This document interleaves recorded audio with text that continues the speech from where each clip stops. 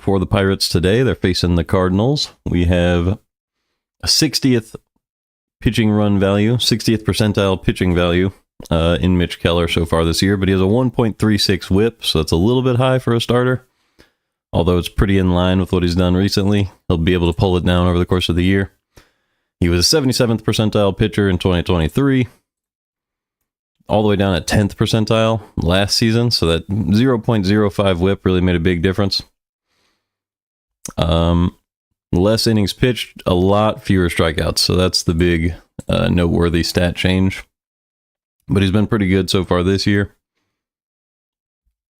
And we missed the first couple innings, so let me just go through the lineups and what has happened so far.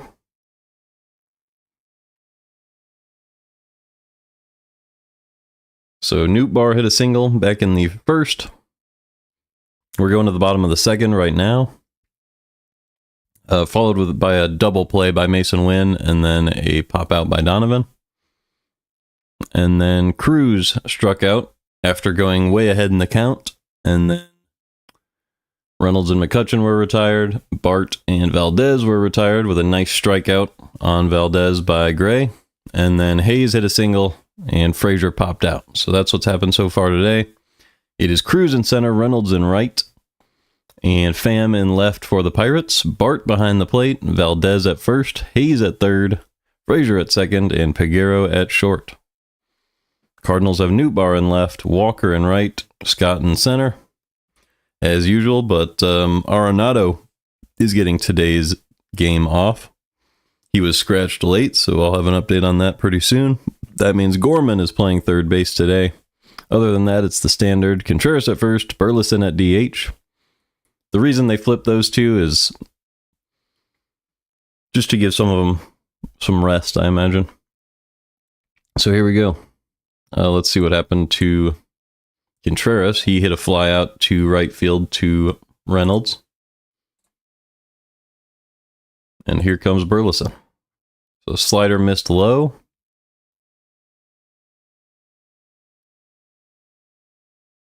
So it's 1-0 on Alec Burleson. Just trying to get everybody caught up as I missed the first inning. Well, I didn't miss it, but was unable to stream it. Missed again, 2-0 on Alec Burleson. Burleson has 2 home runs this year, a 656 OPS. He's had a great last few games, hit a home run in back-to-back days, and then yesterday he hit the go-ahead 2-run double, but just now he hit a fly ball to center field, caught by the shortstop Peguero. So there are 2 down for Nolan Gorman. Also during yesterday's game, Matthew Liberatore outdueled Paul Skeens. So if you didn't see that, that was really cool. 7 innings, 1 run allowed by Liberatore. 6 innings, 2 runs allowed by Skeens.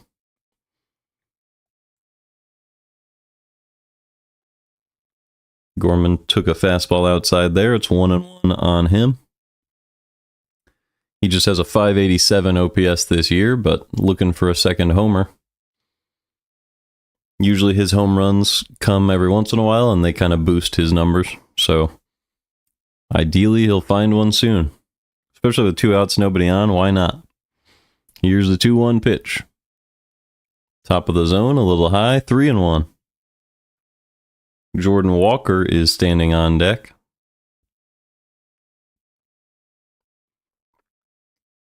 Gorman and Walker not having great seasons so far. Here's the 3-1.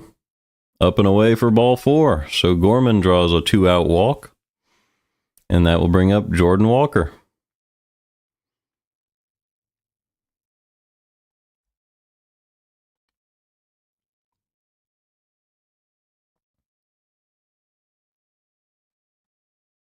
So 2 outs, 1 on. No score here in the bottom of the second. First pitch to Jordan Walker.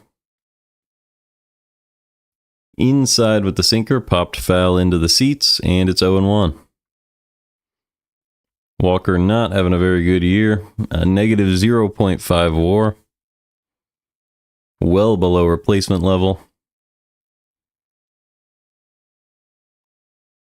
But you can see the potential. Here's the 0-1 pitch from Keller. Missed just low with the sinker. 1-1.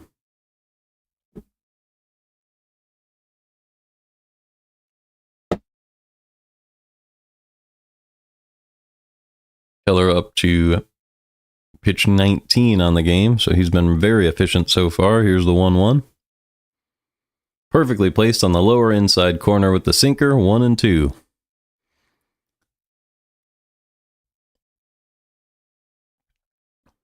Cardinals have the third youngest average age of position players, but very, very old pitchers on their active roster.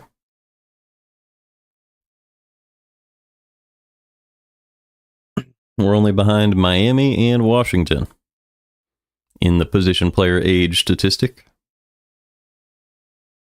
Here is the 1-2 pitch from Keller. Way outside with the sinker. 2-2.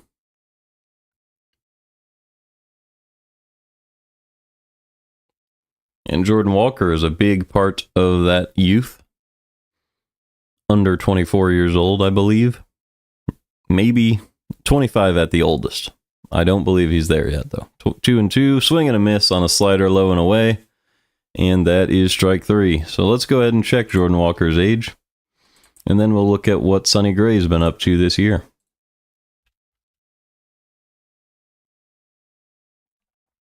Still scoreless after 2. So Walker, he's only 22. So wow, very, very young. 9th percentile in batting value. 99th percentile in bat speed. So he's trying to increase that exit velo, and that is happening, but he's not hitting it at a very good angle, as you can tell by the expected batting average. Did crush one to center for a home run over 400 feet.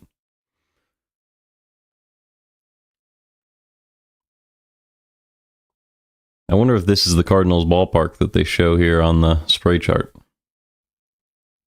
That would make sense. But both of these don't look like home runs in the Cardinals ballpark, so that's interesting. Oh, that's because they're doubles. That makes sense. Okay, so let's look at Sonny Gray.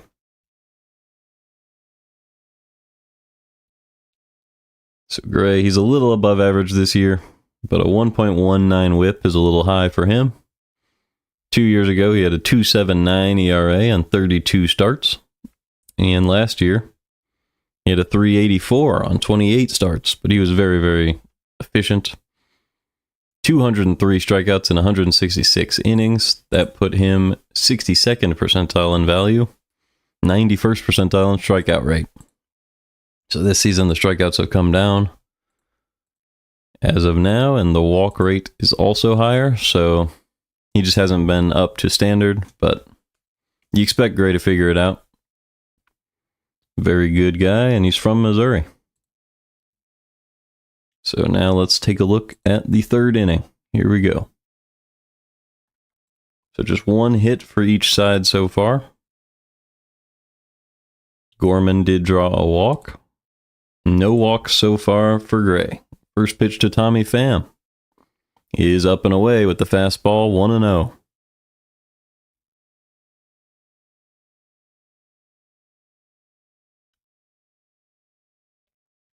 Pham, obviously a former Cardinal. 1-0 pitch. Low and in, chop to third base. Gorman is there. And there's one out in the third. Not seeing Arenado there is always a little strange, and it would definitely be strange if the Cardinals do move him, as we've had him very consistently since 2021.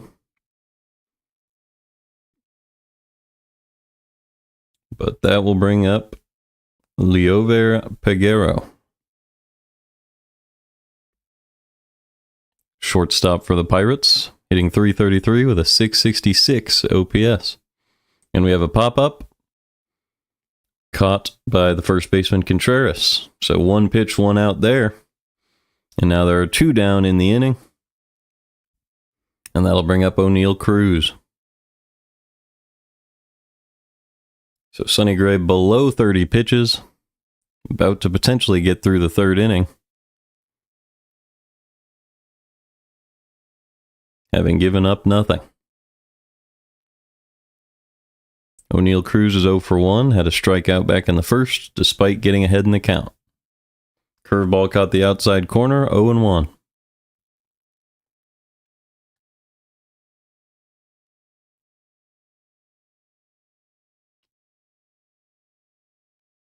The 0-1.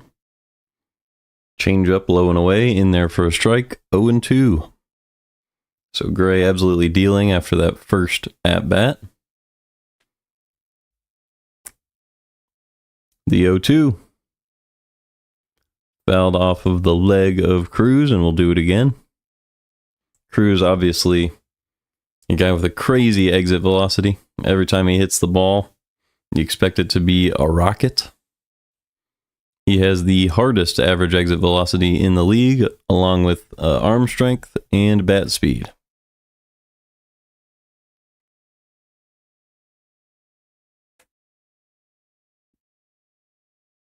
Here's the 0-2. Swing and a miss. Sweeper below the zone, and that's the second strikeout of Sonny Gray, of O'Neill Cruz, by Sonny Gray. Make that clear. And we go to the bottom of the third, still scoreless. So it's the third strikeout of the day for Gray. Second of O'Neill Cruz. It'll be Pajes, Scott, and Nootbaar for the Cardinals in the third. Nootbaar has the only hit for the team so far.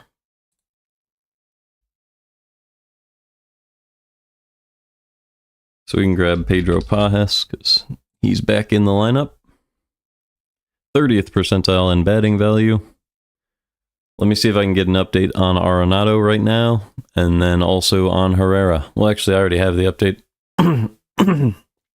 on Herrera. He's going to be playing tonight, and he'll get another start in Memphis tomorrow, and then they will have a discussion after that. So it's uncertain with Herrera exactly when he'll be back.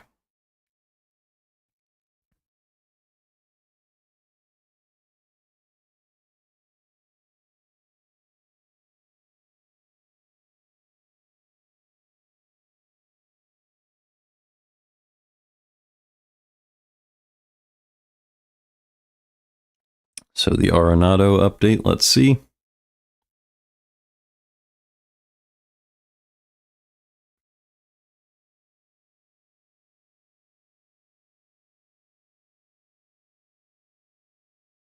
All right.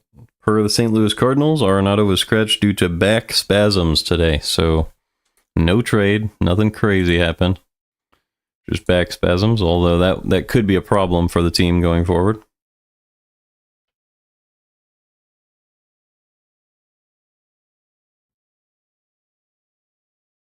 Someone just joked that Arenado got traded to the Red Sox, which would be hilarious because they already have Devers and Bregman. As Keller misses inside, 1-0 on Pajes. The 1-0 pitch, sinker at the top of the zone, 1-1. That was a perfect pitch.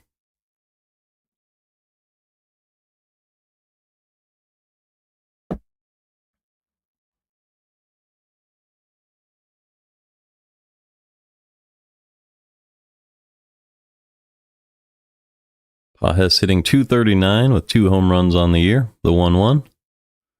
Perfectly placed, low and outside, 1-2.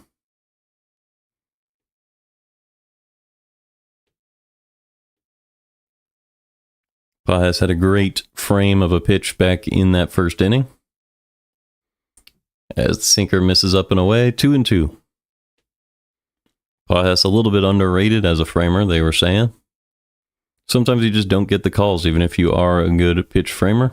Here's the 2-2. Low and away with the sweeper. He chased it, and that is strike 3. So Pajes goes down swinging, and that will bring up Victor Scott. So 1 out, nobody on. Center fielder Victor Scott, who's batting 9th in the Cardinals order today, stepping up to the plate.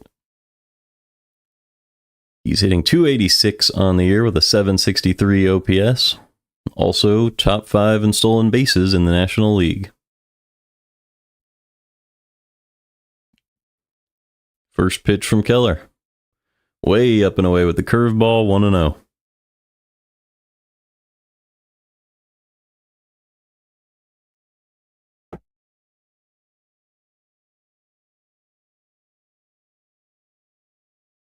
The 1-0 pitch. Up and away once again, 2-0. So Keller struggling a little bit to find the zone against Scott. And Scott way ahead, 2-0. Here's the pitch. Low and in with the slider, would have been ball 3, but Scott hacked right above it, 2-1.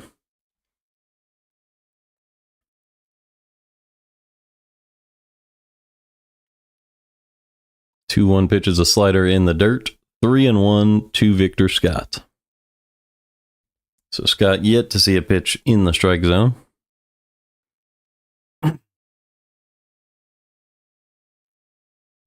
The 3-1 pitch. That was a slider right down the middle, but Scott got on top of it and fouled it back, 3-2. Nootbaar is waiting on deck. Hopefully Scott can get on base to help him out. The 3-2 pitch. Low and in, and that's ball 4 to Victor Scott. So a big stolen base threat will reach from the 9 spot, and that'll bring up Lars Nootbaar, who's 1 for 1 today.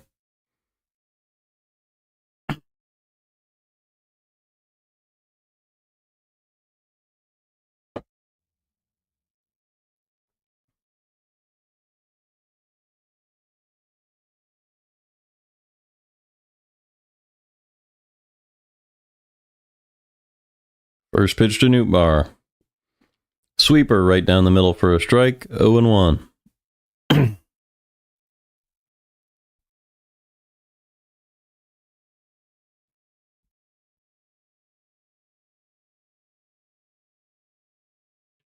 Nootbaar hit a rocket of a single back in the first to right field. Here's the 0-1 pitch.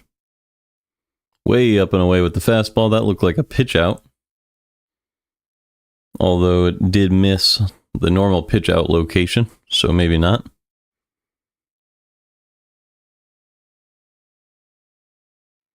Here's the 1-1 to Nootbaar.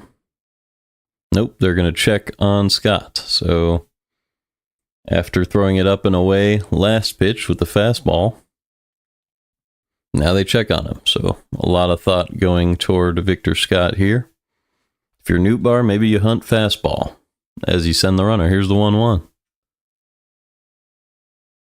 Up and away as they did send Scott, and Nootbaar rocketed it into right field for a single. So that'll send Scott from first to third. They're going to try to send him home, and he's safe. He gets called safe, so Victor Scott scores from first on a single for Lars Nootbaar. He probably got to second on the throw. Yes, he did.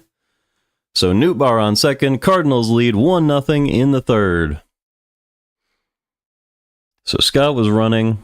The Cardinals went with a hit and run. Nootbaar hit the fastball that was up and away into right field, and they get rewarded. Scott traveled 3 bases during that play, and Nootbaar now stands on second with a 1-0 lead for Mason Wynn.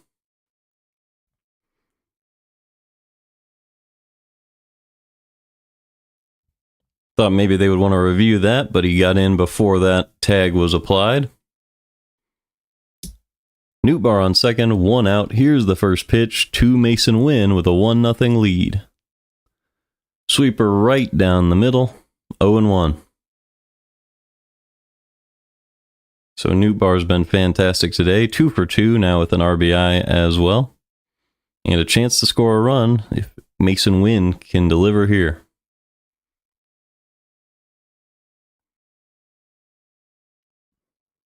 The 0-1 pitch. Sinker perfectly placed low and away for a strike 2. Absolutely nothing Wynn could have done about that one. Perfectly placed pitch.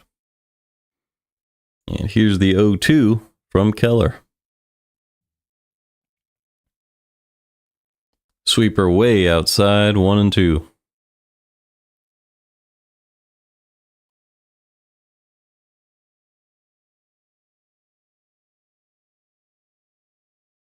Mason Wynn's been very solid since moving into that 2 spot, but hit an absolute rocket his first time up that ended up getting picked by the third baseman Hayes and turned into a double play. Here's the 1-2 pitch.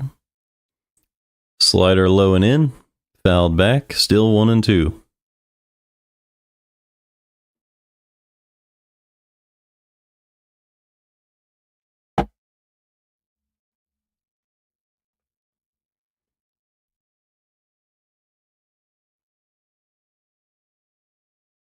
The 1-2 pitch, which is pitch 40 in the game for Keller. Instead, he steps off. So that's a disengagement by Keller. Could have also been called time by Wynn, but I don't think he called time. So I'm considering that a disengagement. Here's the 1-2 pitch, which is pitch 40 for Mitch Keller. It's a sweeper outside, 2-2. So 1 out. So 2 1/3 innings pitched total by Keller so far on 40 pitches. The 2-2 to Mason Wynn. Sweeper low and away, but he chops it out to right field. A perfectly squared up ball there by Mason Wynn off the end of the bat. And he turns that into a double. So cue shot to right field, drives in Nootbaar, and the Cardinals are up 2-0. That is the strangest double you'll see today.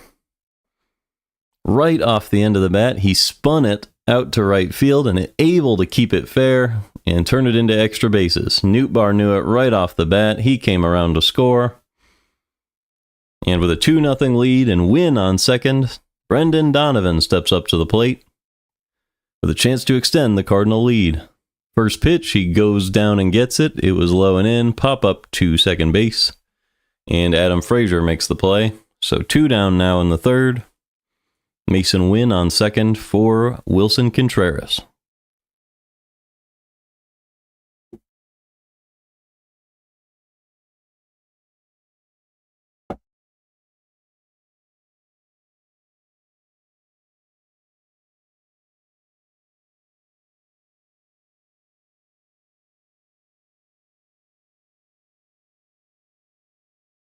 First pitch, low and away, ball 1.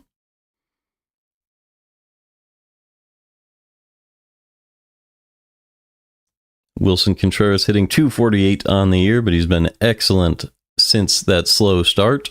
Here's the 1-0 pitch.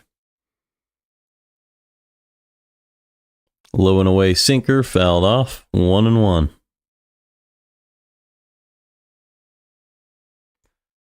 So in this inning, the Cardinals had the Nootbaar single and the Mason Wynn double, both driving in runs, lead the game 2-0. And with Mason Wynn on second, here's the 1-1 pitch to Contreras. Perfectly placed fastball low and in, 1-2. So Keller doing a great job finding the corners. Cardinals hitters have just done a better job going out and getting those pitches so far. Only 1 walk allowed by Keller today. Oh, sorry. Scott did walk to start the inning. Start the rally, at least. Pa has started this inning. It is 2-2 on Contreras. That was a fastball up. That missed.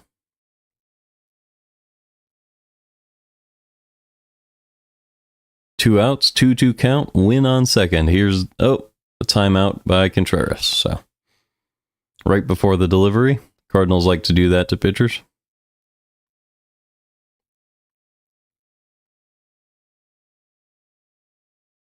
Pitchers do not like that, but it is what it is.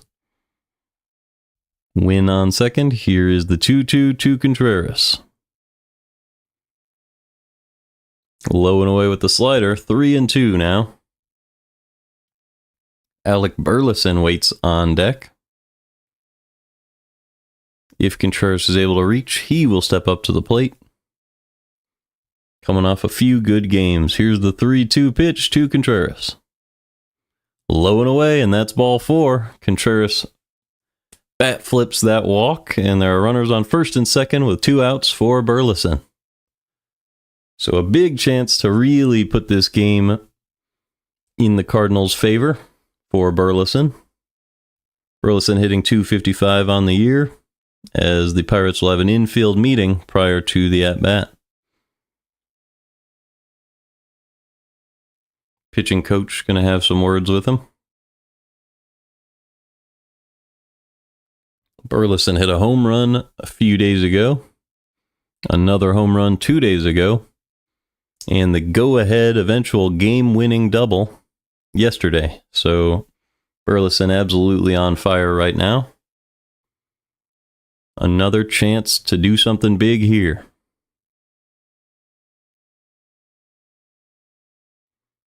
Contreras on first, Wynn on second.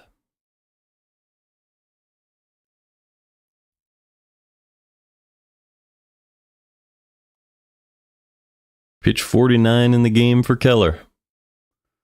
Slider at the top of the zone, fouled back, 0-1.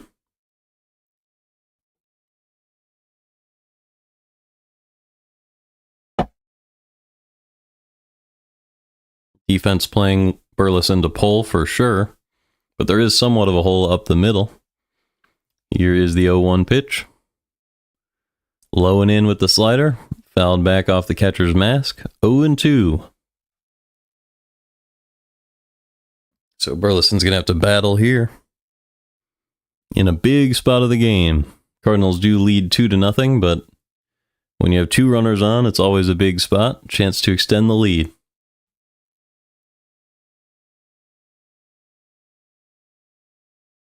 Especially with a speedy guy like Wynn on second base, all you need is any type of single that gets out of the infield.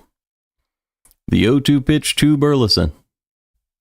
Swing and a miss. He cut on a low and away changeup. Foul tipped it into the glove. And we go to the fourth. It's 2-0 Cardinals in St. Louis.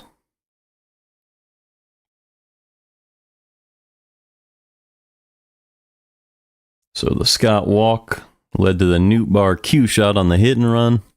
Well, not Q shot. Nootbaar hit a rocket. Wynn had the Q shot, double to right field. And then those runners were stranded.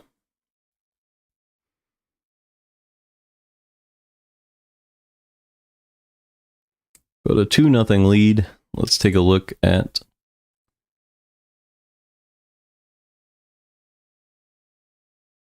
Joey Bart, because Bart is back at catcher today. He pinch hit yesterday's game late in the day. He was hitting 799 OPS last season, and his OPS this year is at 782, so he's matching it pretty well. Had 282 plate appearances last year and already had 108 this season, so he'll likely be able to meet that number. A very exciting prospect for the Giants, but it didn't pan out in San Francisco.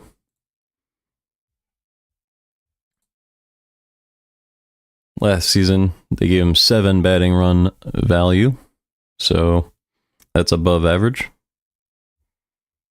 And the expected WOBA, expected slug were both good. Bat speed was good. Caught stealing above average was 0, which is about average, I would imagine.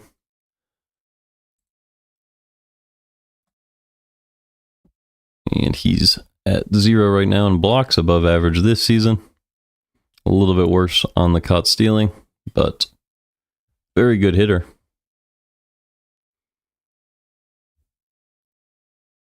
Almost up at 70th percentile in batting value. We'll get to see him next inning. And Gray is on the mound, so let's take a look. First pitch up and away with the changeup, 1-0 on Reynolds. So Reynolds back to that left-handed box. He's not having a good year, but he is a good hitter against right-handed pitching. As Gray catches the corner with the sinker, 1-1.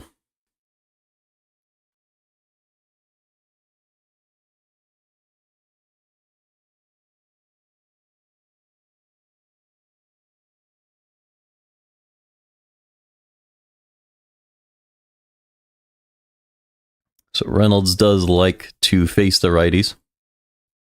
Stand in that left-handed batter's box. but he only has a 645 OPS on this season. 2-1 pitch to Reynolds.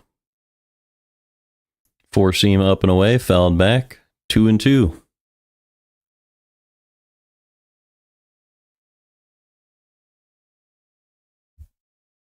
Cardinals had a nice inning last inning, scored 2 runs. That's the 2-0 lead Gray is working with here. The 2-2 pitch.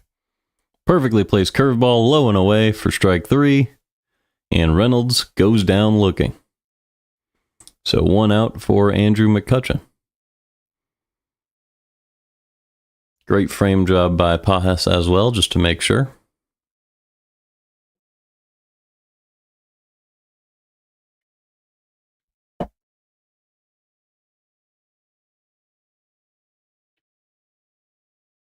First pitch. Perfectly placed on the lower outside corner, 0-1.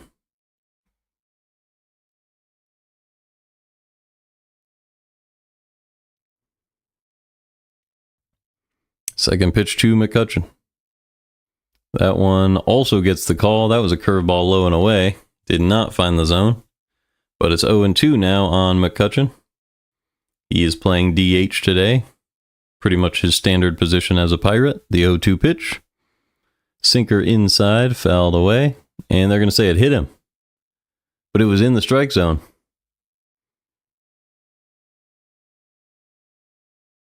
Oh, maybe it was catcher's interference. It must have been. It must have been catcher's interference.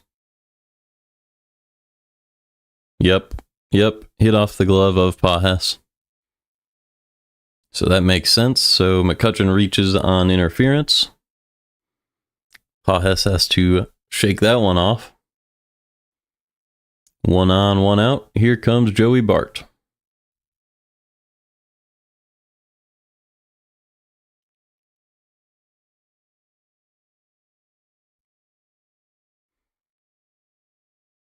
Four-seamer low and away, in there for a strike, 0-1. So Gray, even when he doesn't give up a base runner, has to pitch with a base runner on. And he's already ahead of Bart. Here's the 0-1 pitch.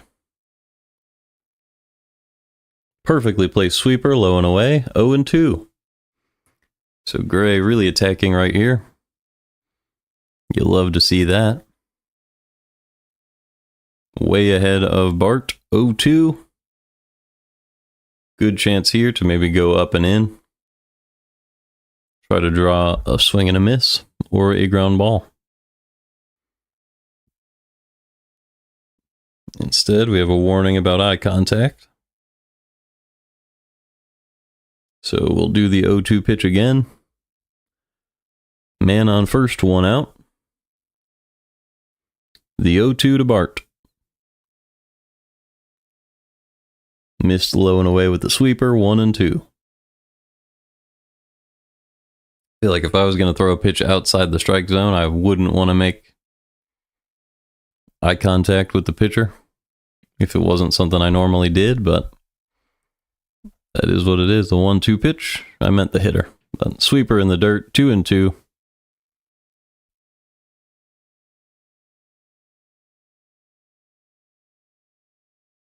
It's just a weird new rule. I would always just be staring at the catcher's mitt, you know, but it is what it is.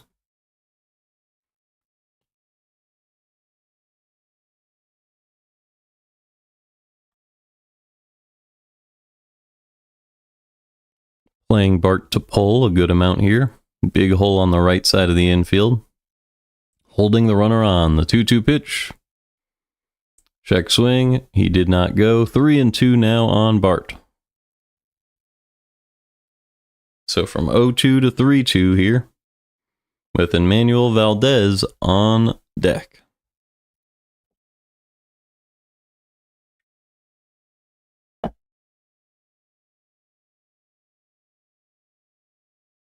The 3-2 pitch. Low and away, ball 4. So Gray loses him after an 0-2 count. 2 on now with 1 out for Valdez. And what could have been an easy inning has turned into a scary one for Gray. That catcher's interference definitely didn't help at all. And that was the first walk of the day for Gray. So no hits, but 2 base runners for the Pirates. First pitch, perfectly placed curveball low and away, 0-1.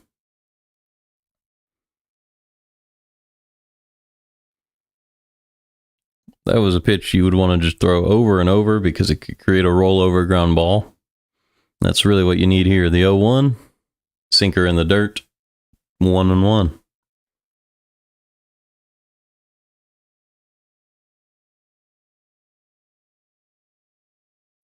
Valdez is 0-1 with a strikeout today.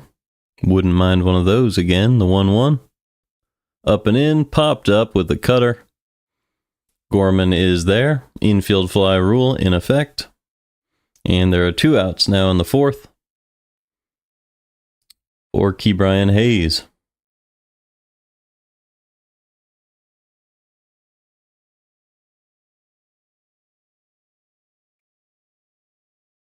Hayes is 1-for-1 today with a rocket of a single to left field earlier.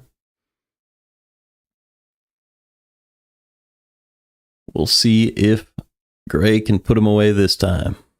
McCutcheon in scoring position. First pitch, low and away with the sweeper. Gets away from Pajes, but he's able to prevent the runner from advancing. 1-0 with 2 outs and 2 on. Hayes has a .260 batting average, which isn't terrible, but the OPS down at .633. Only 1 home run on the year. The 1-0 pitch.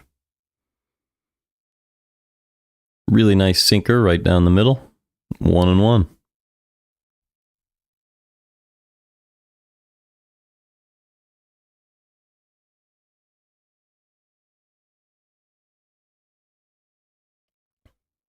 That one came just a little inside of the middle of the plate. Here's the 1-1 pitch to Hayes. Sinker below the zone. Great framing from Pajes, and it's 1-2. Got the call just below the zone there.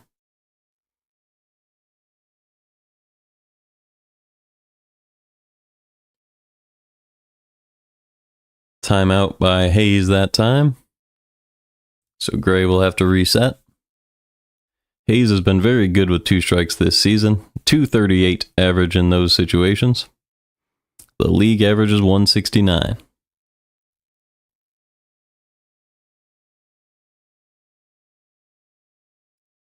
The 1-2 is a sinker right down the middle, and that is strike 3. So Ke'Bryan Hayes goes down looking on a pitch right in the middle of the zone. And we go to the bottom of the 4th. The Cardinals lead 2-0. It'll be Gorman, Walker, and Pajes.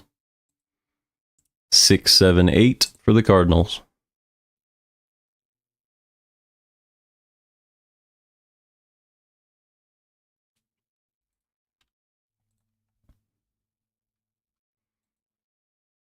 So I'm assuming Gorman's stats continue to fall. He did get a single yesterday. They only have him at -3 batting run value, so he could pull it back pretty quickly. He has a very good 2 outs above average at second base, so a little bit of positive value there.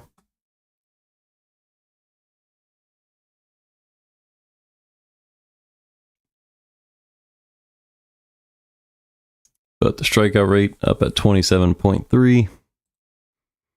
If we look back to 2023, he was still striking out a lot. Actually more often than he is now. But he barreled the ball up so much, had a very great exit velocity, great expected WOBA.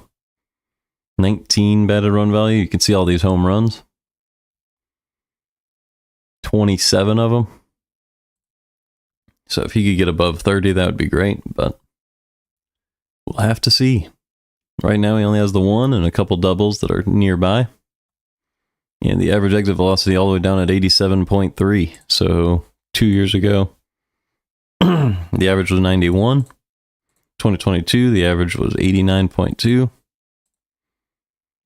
And now it's down at 87.3. So hopefully he can hit some hard hit balls soon.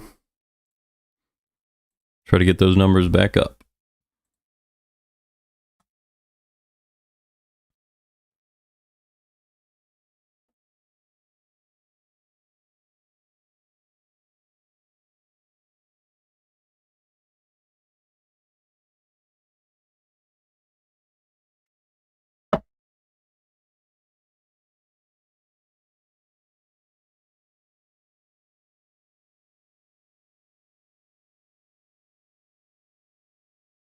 Here we go. Mitch Keller on the mound. Gorman walked his first time up, so a good game so far from Gorman. Bart's still getting ready behind the plate. It's rare that you'll see the catcher stalling the game like this. Must have been a pitch comm issue.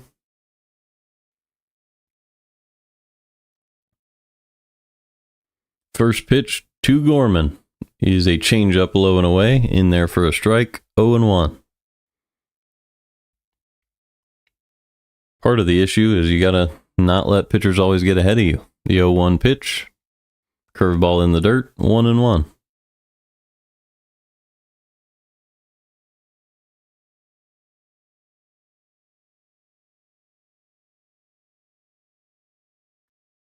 The 1-1 pitch from Keller. Change up below the zone, rocket to right field, and there's another hit for Gorman. So a walk and a single today. And he had a hit yesterday as well, so maybe Gorman's starting to heat up for the Cardinals. Got an opportunity off of Arenado's back spasms today. And he's not wasting it at all. Great job by Gorman. So 1 on, nobody out for Jordan Walker. By the numbers, you almost think he should bunt here, but that probably isn't a good way to develop a young player. Sinker below the zone, 1-0.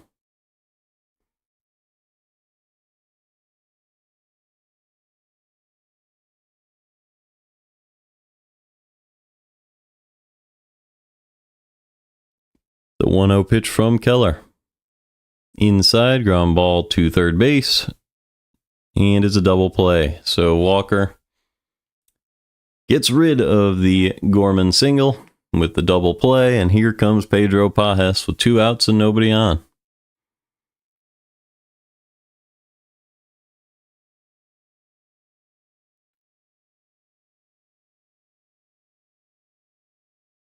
Sorry, I was yawning there. That's why I was unable to give a great call on that double play, but unfortunate. First pitch to Pajes, up and away, ball 1, 1-0.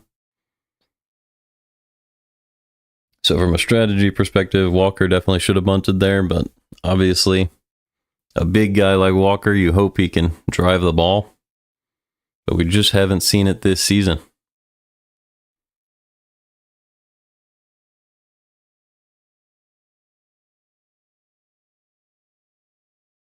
Walker, the only man in the lineup today with an OPS below 600. Gorman was able to pull his above 600 during the game.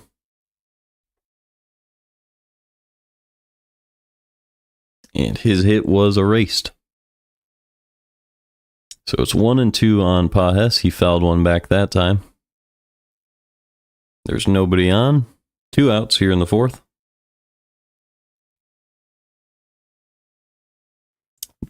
The 1-2 pitch. Sinker right down the middle, fouled back. Still 1-2.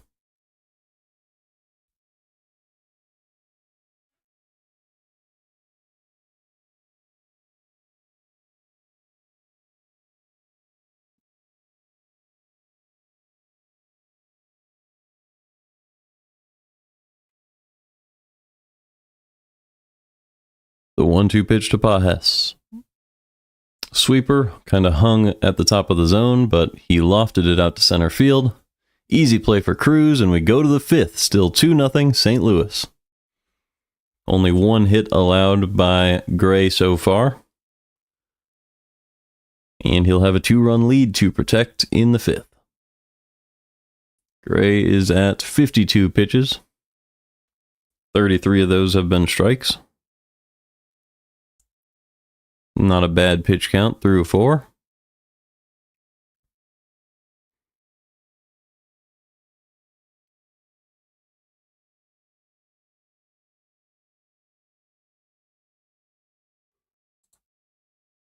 Could have been even lower if there was no catcher interference, but it is the way that it works. It is a team game. So let's see if we can find a guy to look at here. Bam, Peguero. We've looked at all of these players at least a little bit. Frazier didn't play yesterday, so maybe we can get an update on Adam Frazier, see if he's pulled up that average. So his OPS sits at 625, average sits at 235. So maybe I need to go back to like 2022 to find his last good year.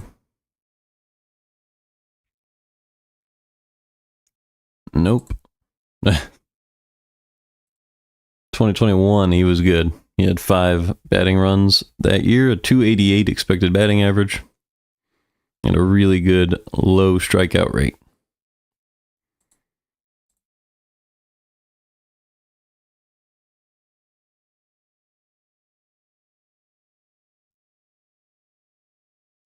He was also good in 2018, but that's a long time ago at this point.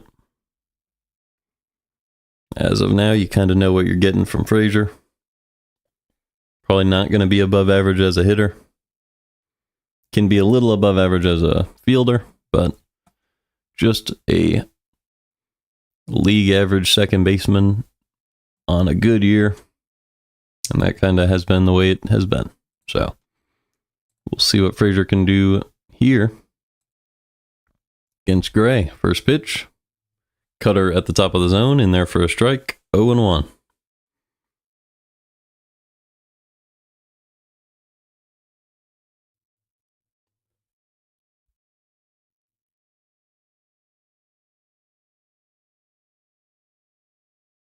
The 0-1 pitch was a curveball, missed way outside. Frazier has 2 home runs so far this season. 1-1 pitch. Missed up and away again with the curveball. 2-1.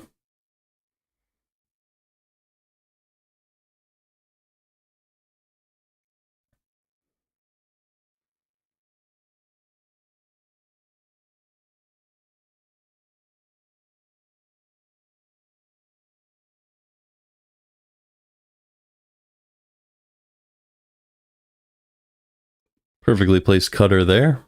Up and away, in there for a strike. 2-2.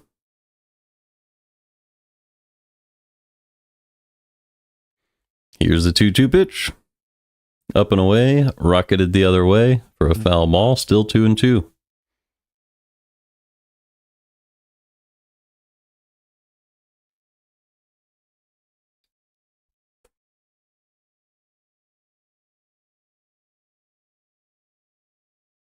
Two-two pitch. Right down the middle, grounded foul. Still 2-2. So Gray having to throw a lot of pitches to Frazier this at bat. It'll likely be up to 60 by the time it is over. So he won't be going all 9 this game probably. But that is okay. Here's the pitch 59 from Gray. Low and in, and a hard hit ball to center field, but right in front of the track, it is caught by Victor Scott. Couldn't really tell off the bat if that was going to be extra bases or just a fly out, but luckily for the Cardinals, it hung up there just long enough for Scott to get out there. So 1 out. Nobody on. Here comes Tommy Pham.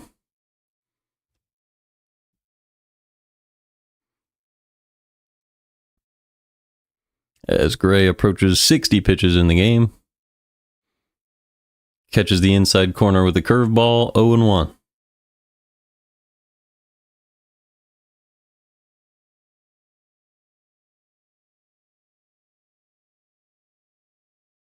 The 0-1 pitch to Pham. Cutter up and away, fouled back. 0-2.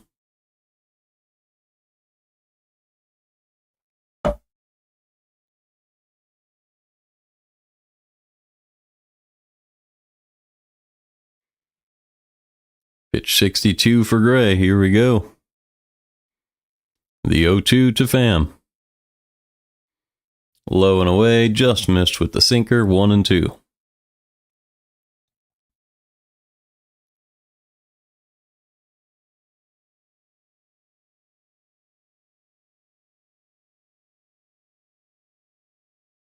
The 1-2 is a swing and a miss on a sweeper low and away, and that is strike 3. So Pham goes down. It's going to be his first strikeout of the day. And Sonny Gray is up at, 6 strikeouts today.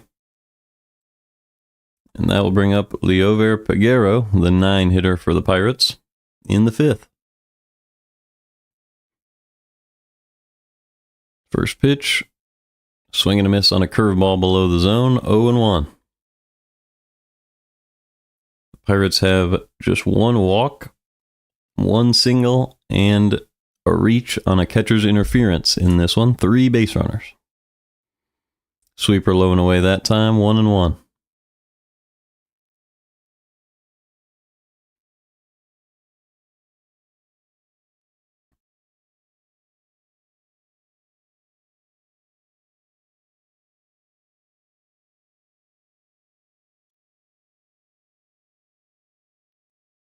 One pitch fouled back, 1-2. So Gray ahead in the count here. His only inning above 14 pitches was the second inning.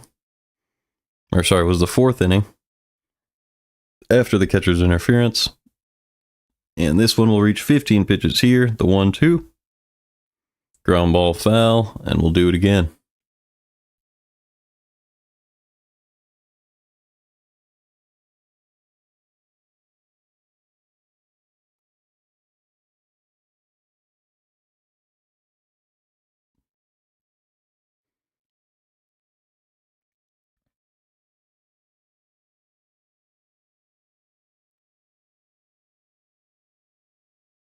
All right, it is 1-2 on Peguero.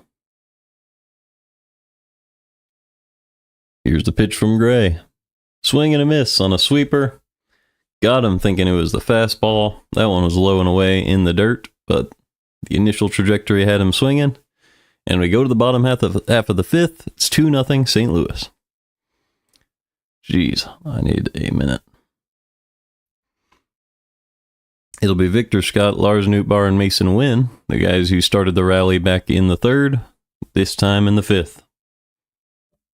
And I'll be back in 1 minute.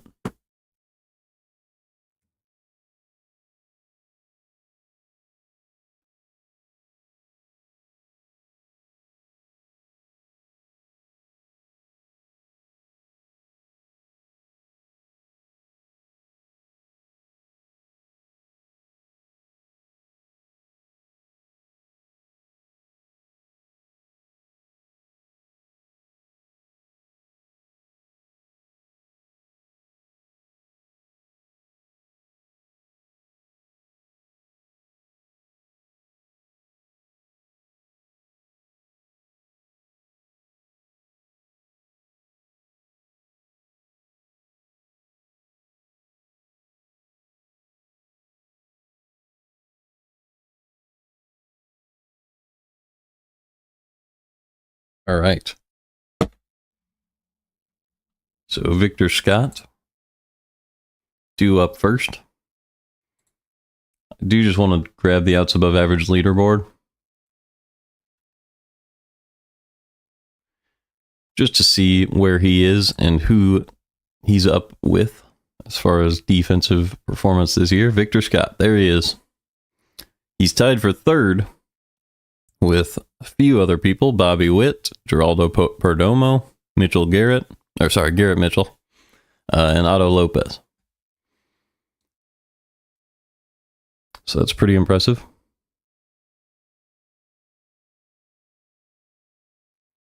And then if you go to just center fielders, it's just Pete Crow Armstrong, Garrett Mitchell, and then Victor Scott. So excellent defensive center fielder. And you wouldn't want anyone else out there. If you just go to the outfield even. Let's see, are there other Cardinals up there?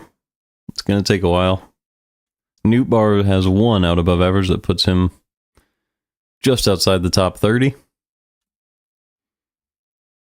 Either way, pretty good. It's 2-0 on Scott. Let's get back to the game. Sinker inside, in there for a strike, 2-1. So he has already shown all that value on defense this season. As sweeper misses outside, 3-1. You add on to that the walk and the run scored earlier today. 768 OPS on the year, 286 average, 2 home runs. And here's the 3-1. Up and in, fouled back, 3-2 on Scott. If Scott can reach base again here, that just adds to how valuable he's been. Nootbaar's had 2 rockets off of Keller so far. Here's the 3-2. Outside, base hit by Victor Scott. He waited for that pitch to travel and just served it out to left field. Went the other way with it. Great job by Scott. He was breaking just a little outside. He got the barrel right on the ball. Good launch angle. Didn't have to hit it too hard, just got it past the third baseman, Ke'Bryan Hayes, by lofting it in the air, and that's a base hit. So 1 on, nobody out. Here's the first pitch to Nootbaar. Sweeper caught the upper outside corner that time, 0-1.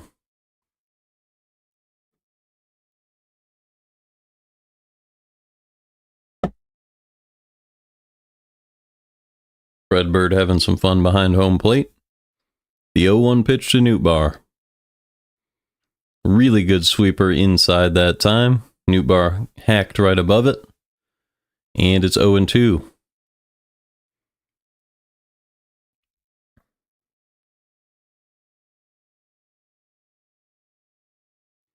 Third pitch to Nootbaar. Sweeper at the bottom of the zone. Just got under it, lofted it into right. Easy play for Reynolds. And there's 1 out in the 5th, so Nootbaar falls to 2 for 3 on the day. That'll bring up Mason Wynn. Last time up, Wynn had that cue shot off the end of the bat to right field for a double. Was able to drive in Nootbaar.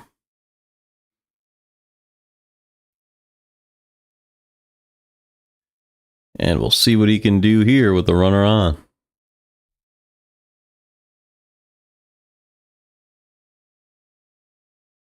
First pitch to Mason Wynn.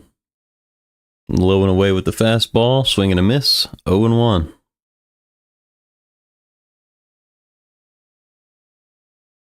Wynn really has been doing fantastic in this 2-hitter role.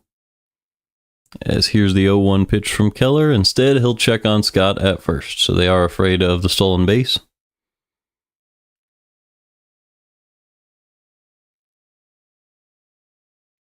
Wynn has 3 home runs, hit a couple of them after returning and starting in that second hitting spot. 1 for 2 today. Here's the 0-1. Slider missed low and away, 1-1.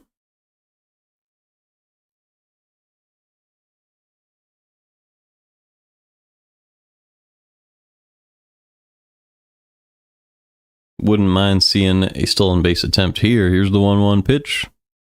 Ground ball, left side, fair down the left field line. It's going to hit off the inside part of the outfield wall. But they are not going to get Scott. He is too fast. The fastest man in baseball. Comes around to score, and it's a double with a run scored by Mason Wynn. So 1 out, Win on second, 3-0 ball game in favor of the Redbirds. It was just a sweeper at the bottom of the zone. They were playing too far off the line, and Wynn took it right down the line for another double. His second double of the day. This one came with an RBI, and so did the last one.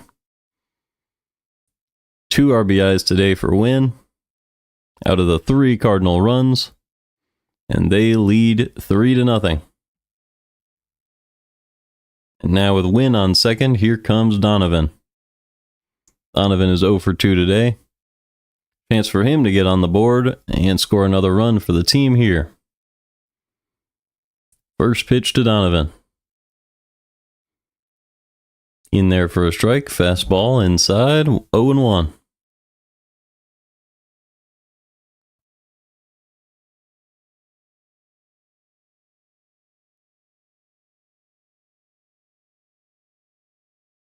Here's the 0-1 pitch.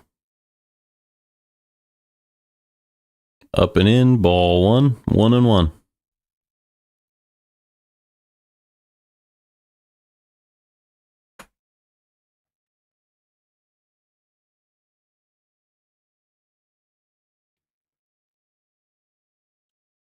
The 1-1 pitch to Donovan.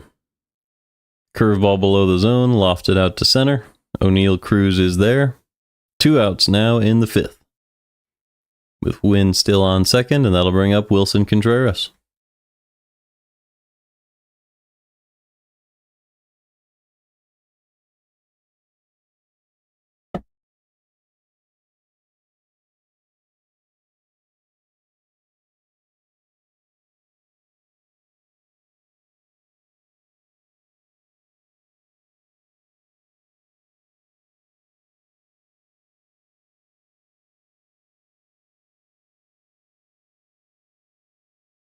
Here's the first pitch to Contreras.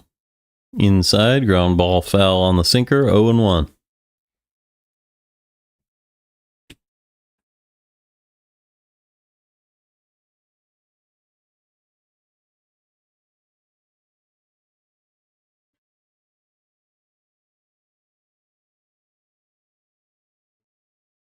Second pitch. A little low with the sinker, 1-1. Contreras is 0 for 1 today. He had a walk back in the 3rd. A little bit of a hole on the right side of the infield, as usual. Also a hole in left center.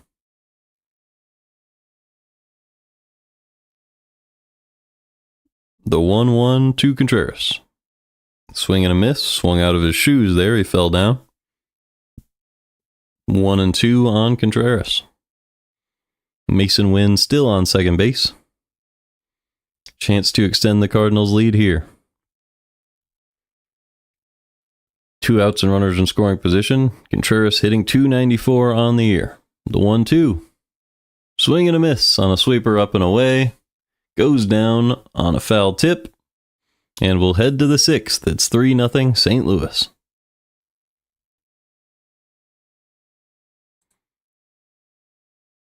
So Sonny Gray will go back out there against O'Neill Cruz, Brian Reynolds, and McCutcheon.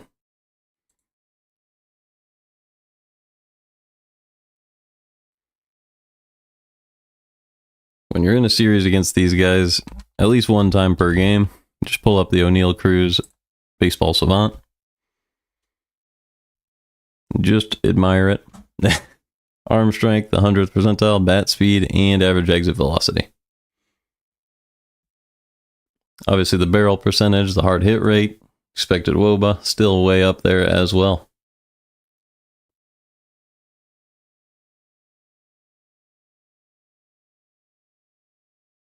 One thing that sets this season apart for him is the walk rate, up at 96th percentile as well. If he can keep that up, this 859 OPS will hold up. As opposed to the 773 last year, where he still had some of the best bat speed, arm strength, average exit velo in the league, but the walk rate was average and the strikeout rate is too high. This year, the strikeout rate is a little bit better, walk rate way better, and it's showing dividends. Let's see, did he chase a lot last year? Yeah, he did. He was 27th percentile. Now he's above average. So it's a big difference.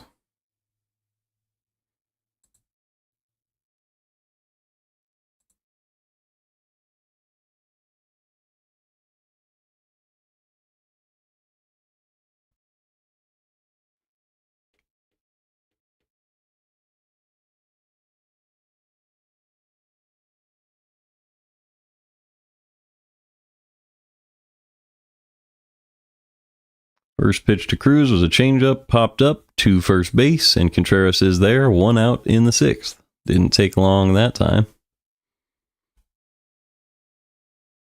So Sonny Gray has 1 out in the 6th inning before reaching 70 pitches in this one.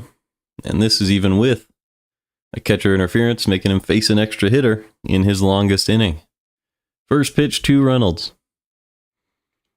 Perfect changeup at the bottom of the zone, gets the call, 0-1.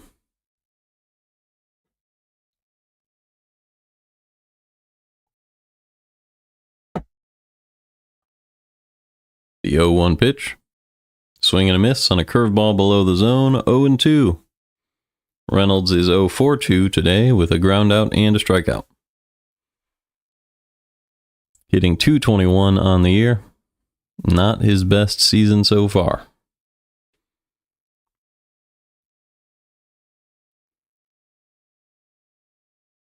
Does have 5 home runs. One of those was hit earlier in this series. Here's the 0-2.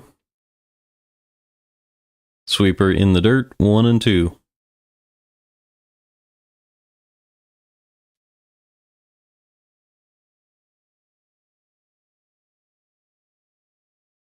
Cardinals looking to close out this game and complete a sweep. Here's the 1-2 pitch. Fouled back, still 1-2. If they can do so, they'll be back to a .500 record. And that would mean they're just as good at home as they are awful on the road so far this year. So fixing up those road issues would mean a lot.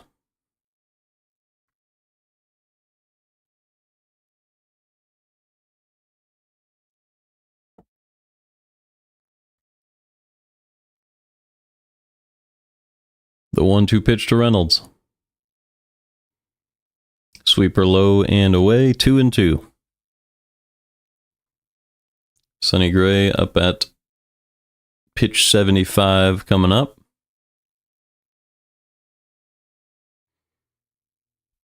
Two pitch to Reynolds. Sweeper in the dirt, and it's 3-2. You wonder how long the Cardinals will let him go. Probably at least the 7th. But it depends on the pitch count after this one. 3-2 pitch to Reynolds. Outside curveball, ground ball. Easy play for Donovan, and there's 2 outs now in the 6th.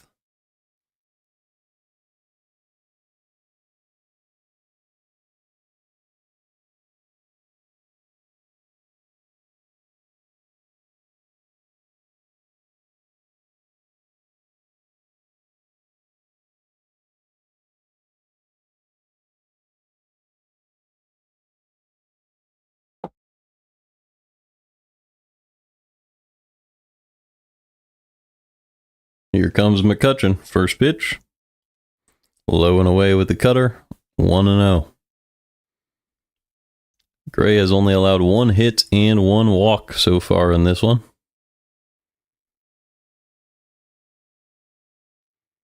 The 1-0 pitch.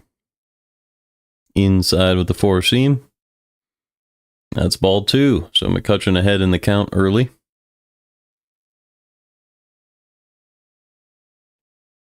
Trying to make something happen for the Pirates with 2 outs and nobody on. Gray is ready. Here's the 2-0. Popped foul, 2-1.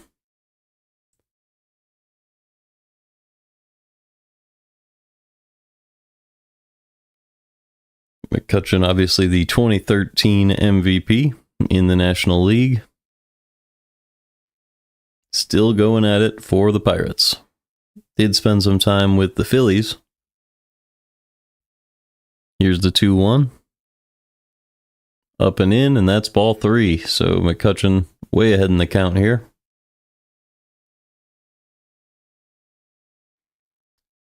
We'll see if Gray can make something out of this 3-1 count. The pitch to McCutchen. In there for a strike, 3-2. That one was up and in. If he could throw the same pitch, he'll probably be able to record the out here.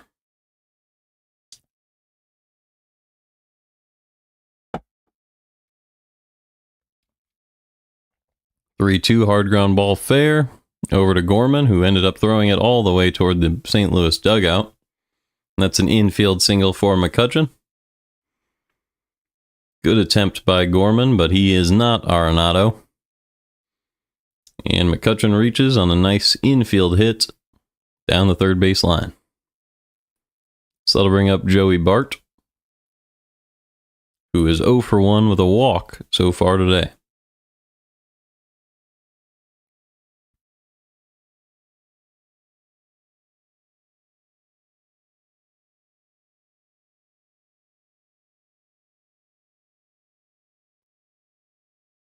First pitch to Bart. Low and in, hard hit ball to center, but Scott is there. He's able to range over and make the grab, and we go to the bottom of the 6th. Still 3-0 St. Louis. Great job by Sonny Gray so far. He's at 83 pitches. Probably has one more inning in him, if Marmol will let him.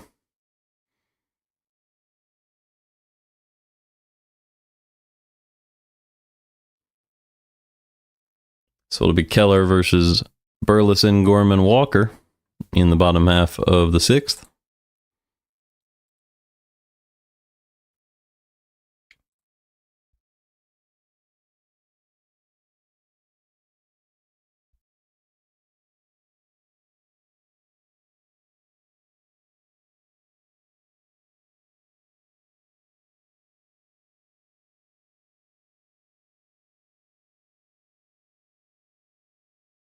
Look at Burleson's season last year. He did produce 1 batting run value, 734 OPS, good expected batting average, led the Cardinals in home runs, but he had pretty bad range in the outfield. That's why the Cardinals have moved him into first base, which has helped him a lot. See how the outs above average have changed. He now has a positive 1 out above average. That's really cool.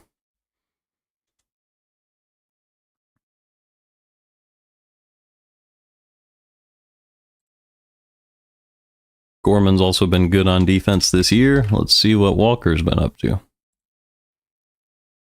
So Walker, he also has a positive out above average. So defensively, all of the Cardinals are doing very well. All they need to do is pick it up at the plate, especially Walker.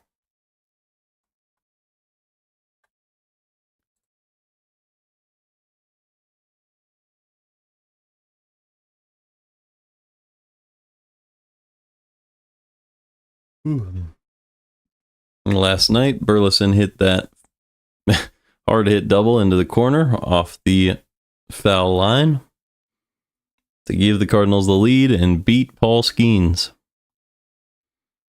He will bat first here in the bottom of the 6th.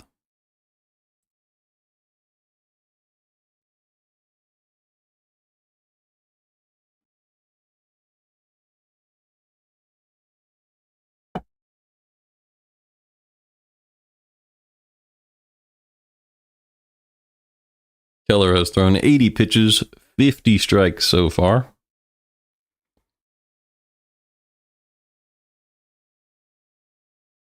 Here's his first pitch to Burleson.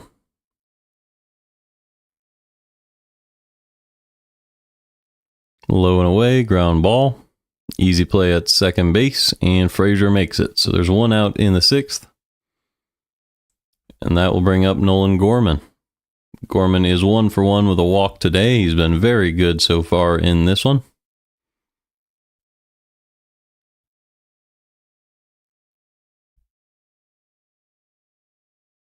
Average at 188 on the year, but having a good day today. First pitch, up and away with the fastball, 0-1.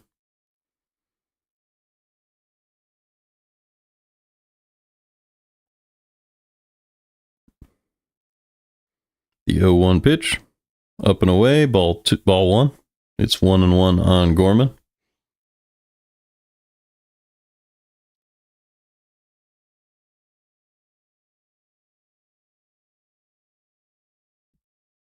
The 1-1 is up and away for another ball, 2-1 on Gorman.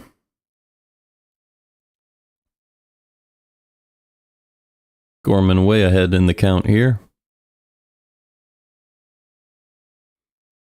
2-1 pitch. Nice changeup up and away for strike 2, 2-2.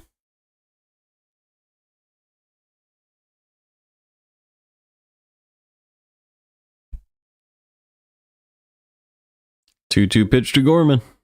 Up and away for ball 3, and it's 3-2. So Keller keeps missing and then finding the corner up and away with off speed or breaking pitches. So if Gorman tracks that pattern, he should be sitting off speed up and away here. The 3-2. Fastball right down the middle. He was late, so maybe he was looking for the off speed. Either way, he goes down swinging, and that'll bring up Walker with 2 outs and nobody on.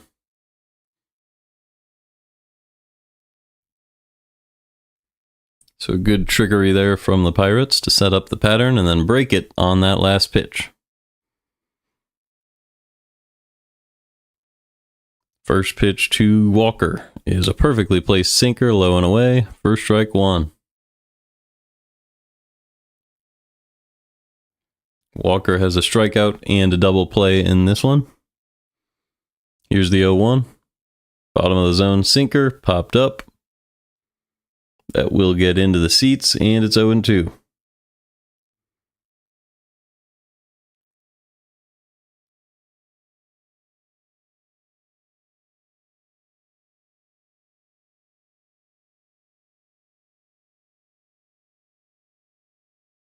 The 0-2 pitch to Walker. Way low and away with the slider, 1-2.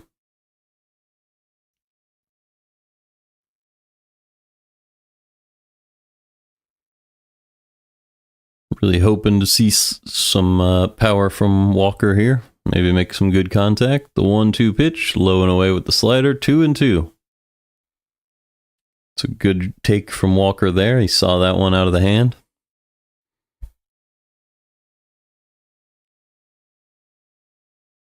Playing him to pull. Here's the 2-2. Called strike 3 on the outside part of the plate. Perfect pitch from Keller. And we'll go to the 7th. It's 3-0 St. Louis.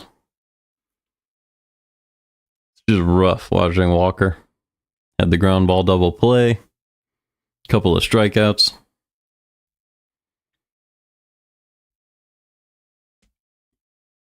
I don't know what the solution is going to be for him, but something has to change because you know he can hit the ball hard. We'll have to see if they find a way. Either way, Gray's at 83 pitches, so he probably has one more inning. The 7th inning. It'll be Valdez, Hayes, and Frazier for the Pirates.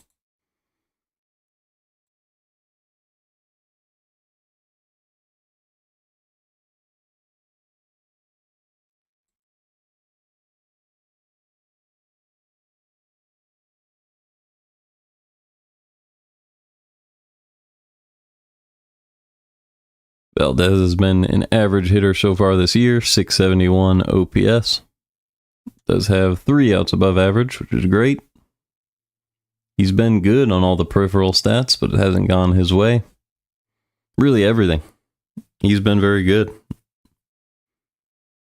Does have -1 base running value, so I don't know what has come away from that. Maybe he got picked off, or maybe he tried to steal a base.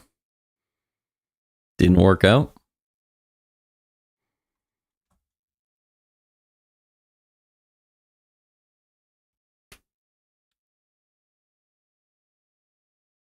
At 26 years old, that's a pretty good set of numbers there. He also had a 764 back in 2023. But he was below average last season with a 633.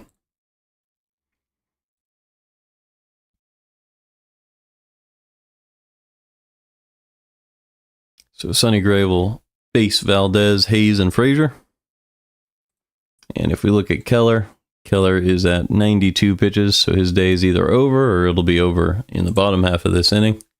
So we will take a look at the matchup between innings, see if they'll go to the bullpen. Either way, here's Gray versus Valdez. First pitch. A nice strike up and away there from Gray. 0-1.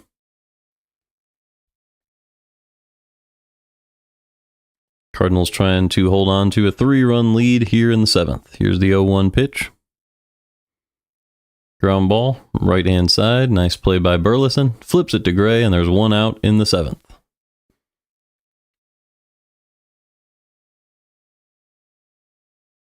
So that'll bring up Ke'Bryan Hayes. Hayes is 1 for 2 today. Struck out with some runners on. Did have a hard hit single back in his first at bat in that 2nd inning.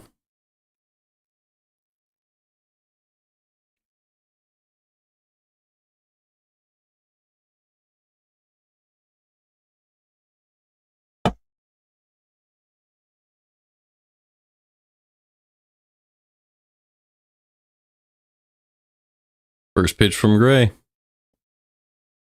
is grounded foul. That was a cutter just off the bottom of the zone. 0-1. Kyle Leahy getting ready in the Cardinal bullpen with a 3-run lead. Here's the 0-1 pitch to Hayes. Nice pitch at the bottom of the zone with the sweeper. 0-2. So the Cardinals are not going to take any chances in this one. They're going to go with their good bullpen members, Leahy and Helsley probably, in the 8th and the 9th. Swing and a miss by Hayes, low and away. He struck out on 3 pitches and chased a sweeper low and away that time. 2 outs in the 7th for Adam Frazier.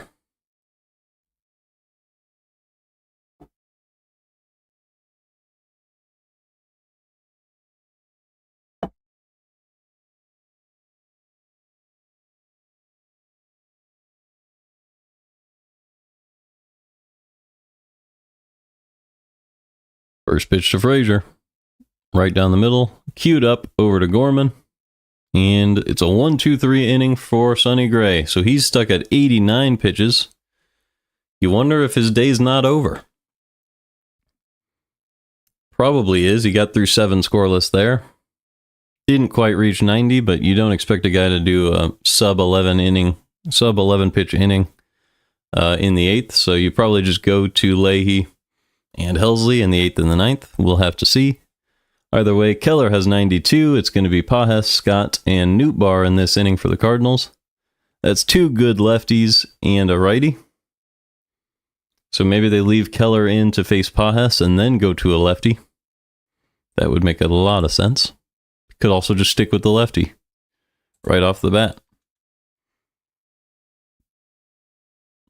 I would expect maybe Barucki in this one.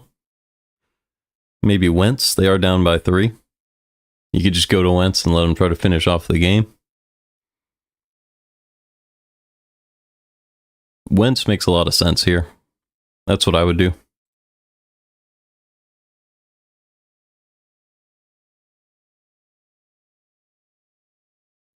Obviously, Wentz hasn't had a great couple of years.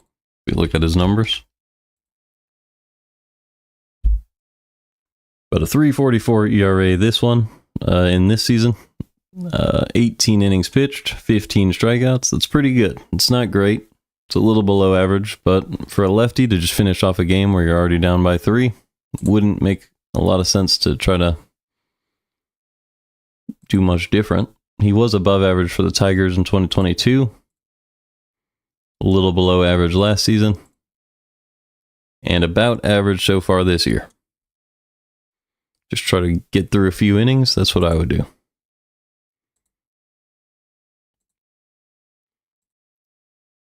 Let's see.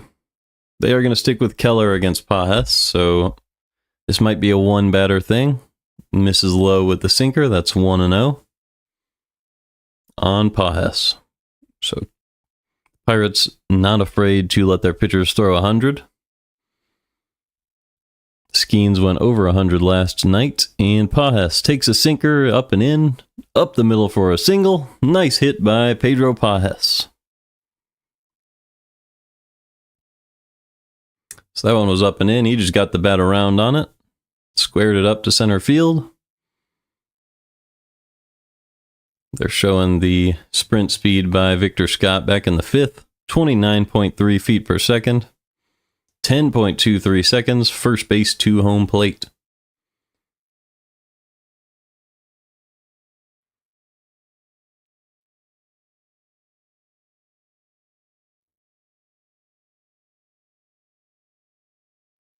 And they are going to go to Barucki, the lefty, out of the bullpen to face Scott, Nootbaar, and Wynn, with Pajes on first. So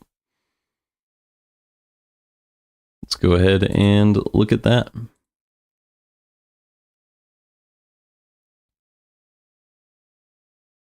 So they chose not to go with Wentz. They want a little bit of a better pitcher. I wonder if he's been doing well this year. He has. He has a 3.29 ERA, 0.88 whip, 13 strikeouts in 13 2/3 innings. It's pretty good. great expected ERA and expected batting average, and average exit velo, and ground ball rate. So a good ground ball lefty, really solid pitcher in Ryan Borucki. This is the type of guy the Cardinals need to acquire. So maybe they can make a trade. He is 31 years old. If the Cardinals continue to roll, it would make a lot of sense to look for a guy like this.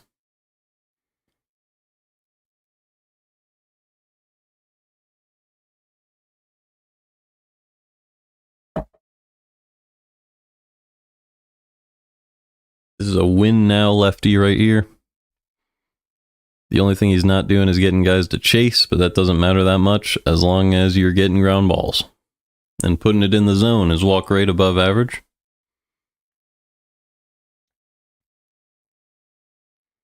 And a good strikeout rate as well. Last year he played in 14 games and was not very good, but 2 years ago he was excellent. He showed the potential that he's executing with right now, which is a 0.74 whip 2 years ago and a 0.88 whip so far this year. So we are back. Let's go ahead and watch the at-bat. Victor Scott at the plate, Borucki on the mound. 3-run lead for the Cardinals with Pages on first. First pitch is a popped-up bunt, 0-1. Scott able to foul that one back with the bunt. Luckily, that didn't get into play. Bunting is hard, but shouldn't be that hard compared to swinging the bat, but seems like most hitters today are better at swinging than bunting. Here's the 0-1. Sweeper low and away, that's a ball, 1-1.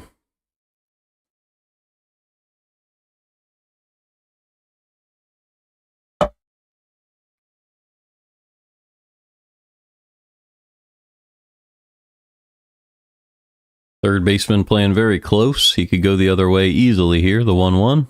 Pulled to first base. They step on the bag and get Pages at second. That's a double play. And now there's 2 outs with nobody on for Nootbaar. So unfortunate placement by Scott that time. He hit it hard on the ground to first. And we saw a nice play there by Emmanuel Valdez to step on first, go to second, get the tag out there on Pages. And here's the first pitch to Nootbaar. Low and away with the slider, 1-0. So Nootbaar is 2 for 3 in this one, has an RBI and a run scored. Making a big difference in the game back in the 3rd inning. Here is the 1-0. Low and in sinker, hard hit ball to left center. It is back and hops up into the bullpen. That's a ground rule double for Nootbaar. It looked like it could have been 3 potentially if it was able to hit off the wall, but got up into the bullpen and Nootbaar has a double. So that'll bring up Mason Wynn, who is also 2 for 3. Nootbaar actually is now 3 for 4. So we'll see if Wynn can match that with Nootbaar in scoring position and 2 outs in the 7th.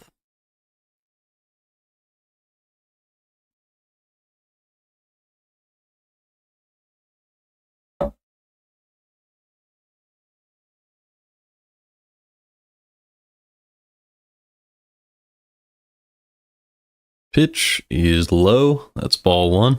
1-0.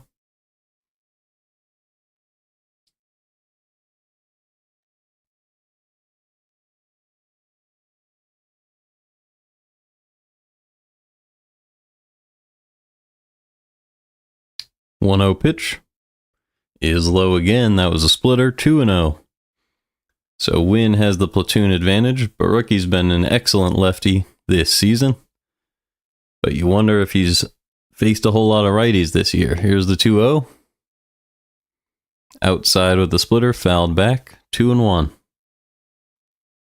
Sometimes Wynn is a little out ahead of these. That one off the end of the bat, just like his double earlier. He also hit a different double down the left field line. That one was pulled perfectly fine. They're playing him closer to the line this time, so not a whole lot of opportunity to hit one down that line. Here's the 2-1. Really good splitter low and away, 2-2.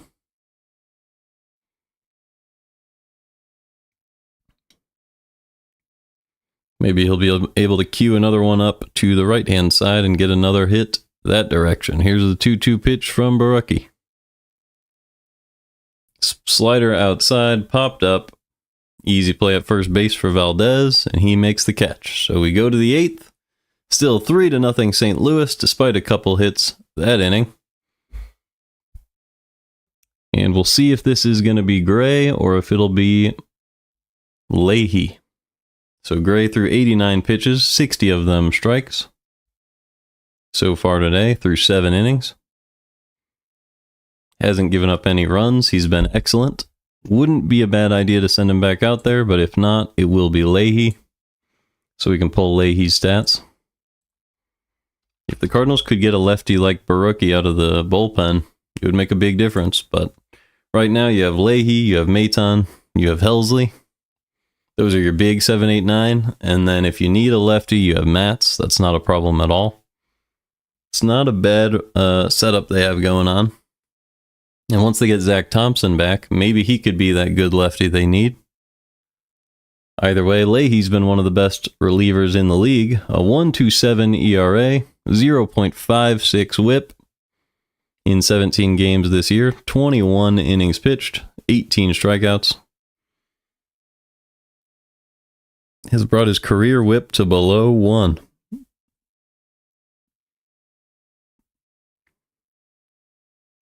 Really good breaking ball. Really, really good ground ball rate. And that is what he's been able to do. It's going to be Pham, Peguero, and Cruz. So let's look at Peguero.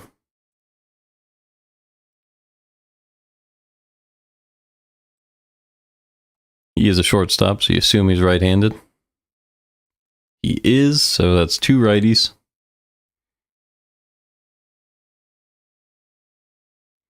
And then the lefty in O'Neal Cruz.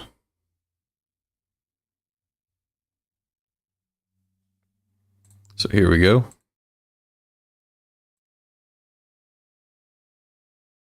Leahy is now on the mound. He starts Pham off with a fastball low and in for a strike, 0-1. Second pitch to Pham. Right down the middle, a fastball is rocketed to right field for a single, and Pham reaches with nobody out in the 8th. So Leahy's going to have to deal with that. That was a fastball right down the middle, not his best pitch of the year. That'll bring up Peguero, the right-handed shortstop. Cardinals hoping for a ground ball here. Here's the pitch. Hung a slider right down the middle, but it's lofted out to left field. Good play by Nootbaar, and there's 1 out in the 8th. So that was a dangerous pitch. Really good launch angle from Peguero, but he did not get all of that one. 1 out, 1 on for O'Neal Cruz. This is a little dangerous.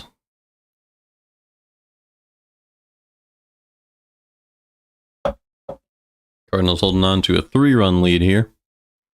O'Neal Cruz at the plate. He is 0 for 3 so far today, with 2 strikeouts and a pop-out. But despite that, he is a very big threat to crush one if you give him the right pitch.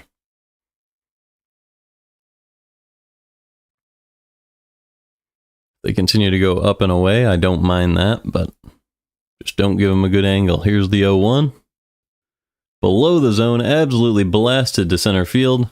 Victor Scott able to range over and prevent extra bases that time, but the Pirates have him at first and third with 1 out in the 8th. And that will bring up Brian Reynolds with 2 on and 1 out. That was hit 115 miles an hour off the bat. He was below the zone. That's not the location you want to go to against Cruz. He has that golf swing velocity, and he showed it there. Absolutely blasted that one. So 2 on and 1 out for Reynolds. You really don't want to give up a homer here. You really don't want to give up any base runners with McCutchen on deck either.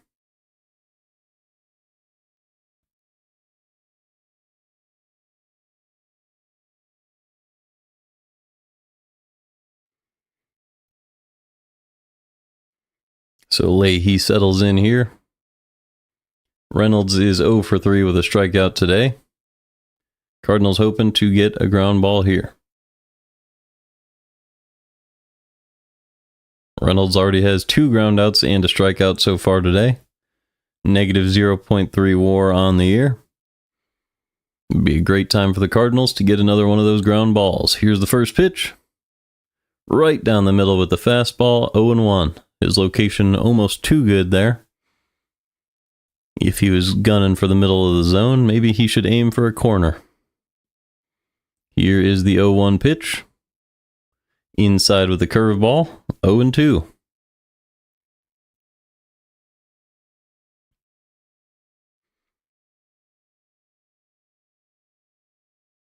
Reynolds has grounded into 4 double plays this year on 30 opportunities. Here's the 0-2 pitch from Leahy. Dropped a curveball in the dirt, 1-2.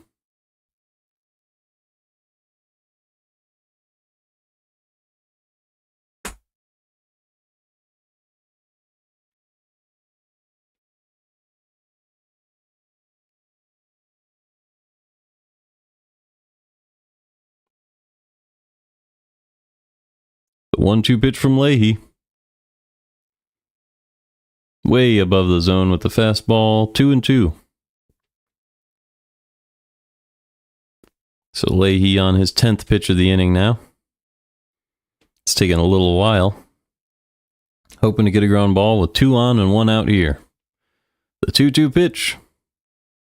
Swing and a miss, and he gets the strikeout of Reynolds. And there are 2 down in the 8th with runners at the corners for McCutchen.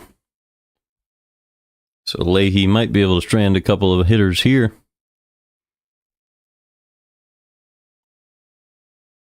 With McCutchen coming up, he reached on catcher's interference, also has a single, and is 1 for 2 in the game. First pitch to McCutchen.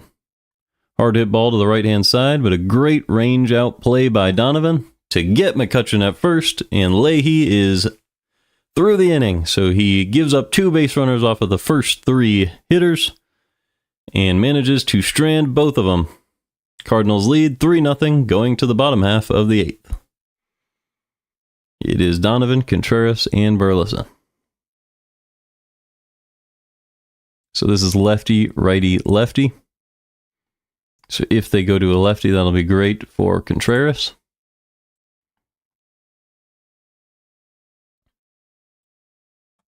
They could also pinch hit for Burleson if they wanted to. Although he's been very good this week, so wouldn't mind trying to let him start a hit streak. Keep him in the game.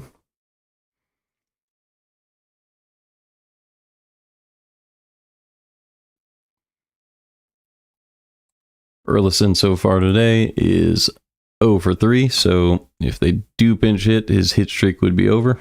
But it was a very good 3 games. We could see Wentz. Could see them stick with Barucki. Could see them go to Ferguson, or just a good right-handed pitcher.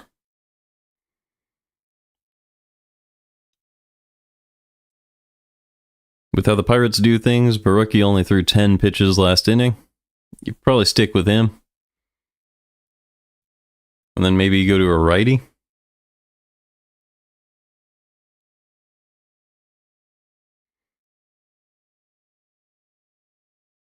But if they don't stick with Barucki, then it's probably going to be Wentz. I would choose Wentz. But they didn't do it last time, so maybe it'll be Ferguson or some righty.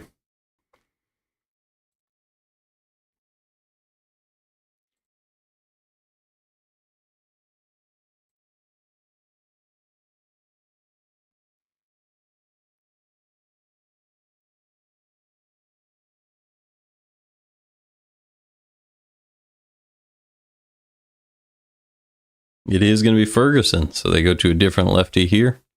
That makes sense. I don't mind that decision from their side. They are within 3 runs. Ferguson has a 3.52 ERA, a 1.3 whip, 40% ground ball rate, and a 4.11 strikeout per 9. So unlikely to strike out a bunch of hitters. First pitch to Donovan, who is 0 for 3 today.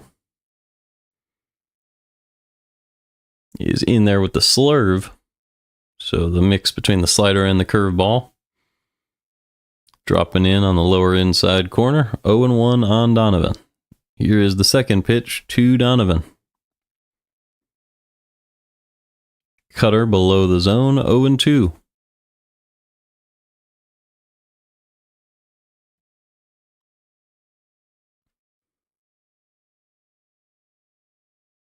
The 0-2 pitch to Donovan. Low and away with the cutter, 1-2.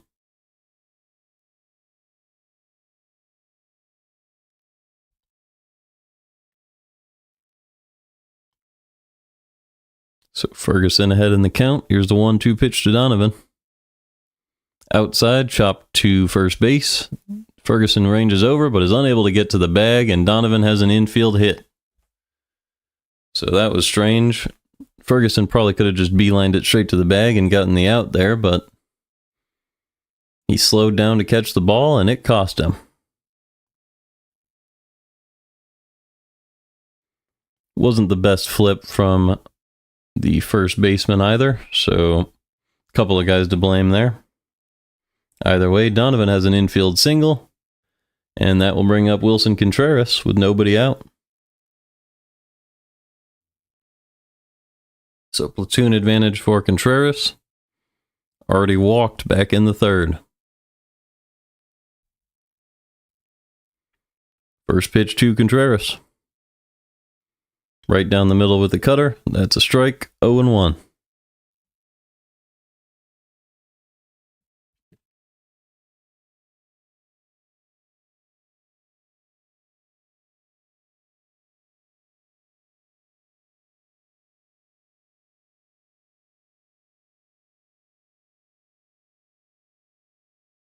Four seam low and in that time.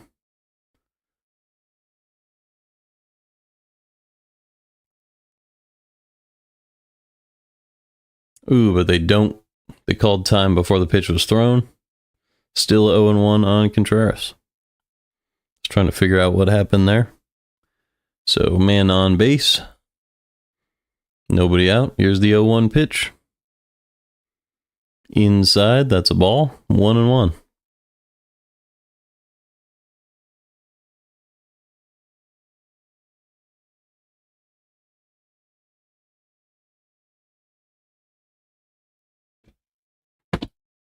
Helsley getting ready in the Cardinal bullpen. Probably will pitch whether or not they extend this lead, the 1-1. Low and in, rocketed to left field, but it is foul. So 1-2 now on Contreras. Burleson is on deck, and they have Donovan on first base.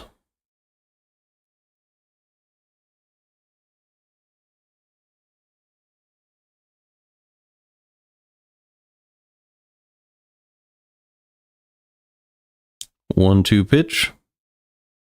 Got him. Strike 3. That's a slurve right on the outside part of the plate. Great pitch by Caleb Ferguson, and there's one out in the 8th, and that'll bring up Alec Burleson.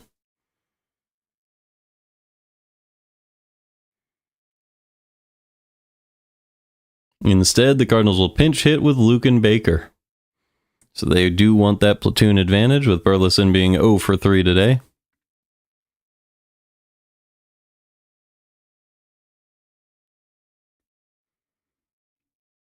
Baker is a power bat off the bench.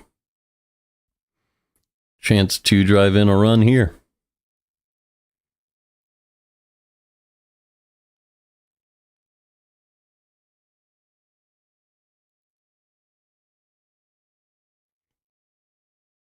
If the Cardinals finish up this one, they will move to 15-6 at home, as opposed to 4-13 on the road.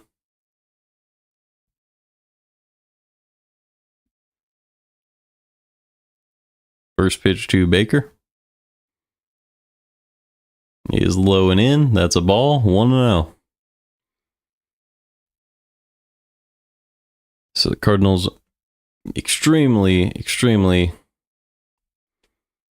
better at home as opposed to road games. So that's a very strange predicament there. 1-0 pitch inside, ground ball, fair. It's a single at least for Luke and Baker. They go to second with that, and it's going to be extra bases. So a double for Baker. Donovan stops at third. Second and third for the Cardinals with 1 out in the 8th.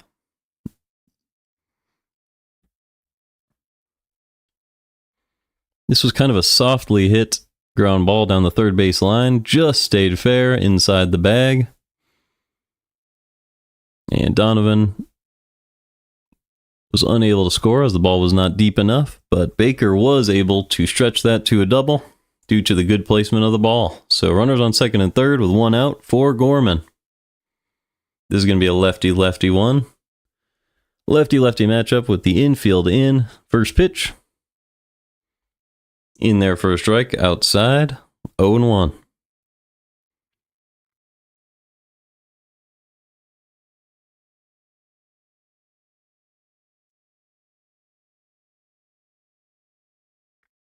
Gorman with a chance to extend the lead. 2 runners in scoring position. Here's the 0-1 pitch. Up and in, but he accidentally fouled it off. Almost hit him. Instead, we have an 0-2 count. Cardinals warming up Phil Maton as well here. If the Cardinals do extend the lead, maybe they do go to Maton instead of Helsley. We'll have to see.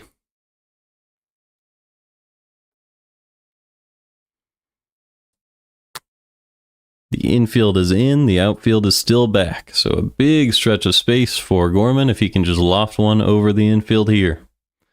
0-2 pitch to Gorman. Outside fastball, struck him out, and Gorman goes down. Well, I guess he was swinging. For his second strikeout of the day.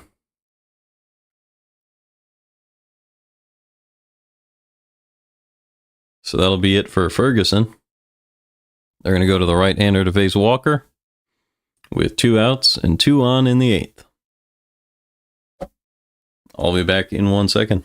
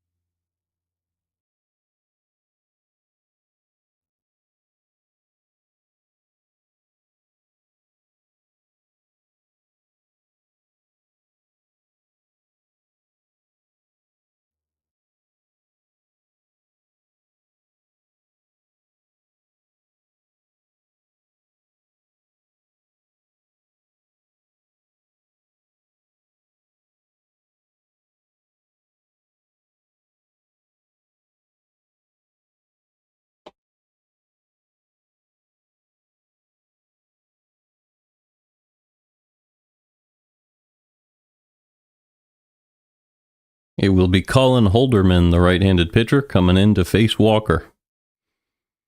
Holderman has an 8.44 ERA on the year. Just trying to come in and get the 1 out in this one.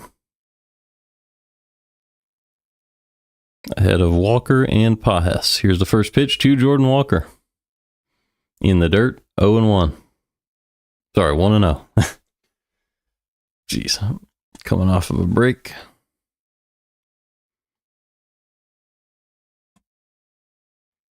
Not my best call of all time this game, but just trying. Getting some good practice in here. Runners on second and third, 2 outs, 1-0 pitch here.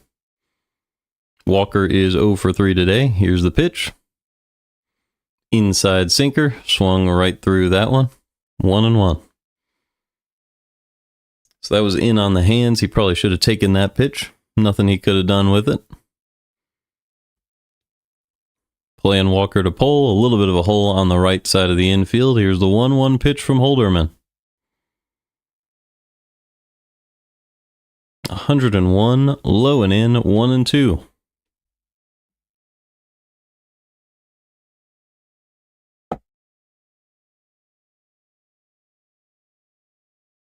One-two pitch. Oh, instead we have a timeout by Jordan Walker.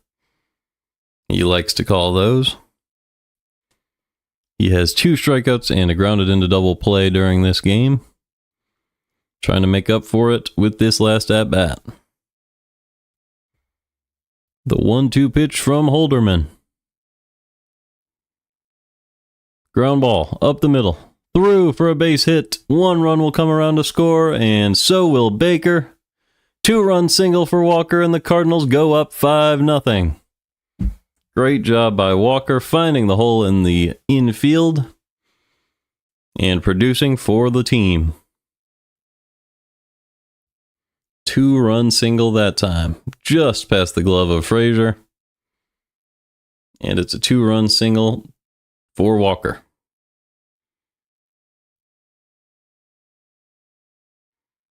So a 5-0 lead. Here comes Pedro Pajes with 2 outs in the 8th inning. First pitch right down the middle at 100 miles an hour. Holderman not happy about that, but those earned runs are not his. Here's the 0-1 pitch to Pajes. Sweeper low and away. It's a swing and a miss, 0-2. So Roycroft now getting ready for the Cardinals.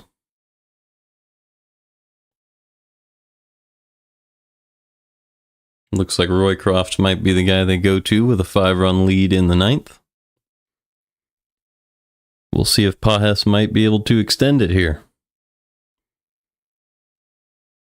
0-2 pitch from Holderman. Swing and a miss on a sweeper right down the middle. Great pitch from Holderman, but not before giving up the 2-run single to Walker, which extended the Cardinal lead to 5-0. So we'll have to see if it's Maton or Roycroft. My guess is Roycroft, so let's take a look at what he's been up to.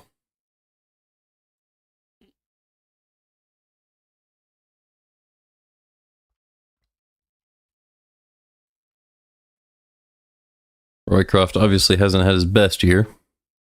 Has a 2.21 whip. Pretty good fastball velo, but definitely pretty bad in the percentile rankings. The only decent pitch is the breaking ball, and he does not have an off speed. Last year, he was a little below average as well. Did have a much better ground ball rate and low barrel rate, but not a lot of walks. Sorry, a lot of walks and not a lot of strikeouts last season. And he has even more walks this year. And even fewer strikeouts, it looks like. So it's a little frightening, but we'll see what Roycroft can do here. Last season, it seemed like the pressure just got to him in some of these situations. But here you have a 5-run cushion.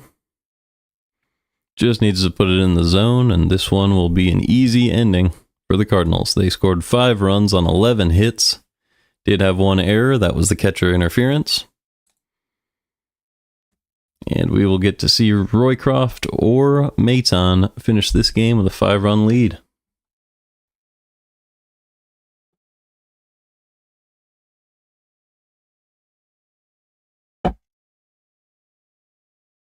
Sonny Gray was great today. Through 7 innings, shutout baseball for him. Good job by the reliever Leahy in the 8th, and we'll see what the Cardinals can do as a pitching staff in the 9th inning with a 5-run lead. It will be Roycroft, so hopefully he can keep that whip down and get Bart, Valdez, and Hayes to close this one out.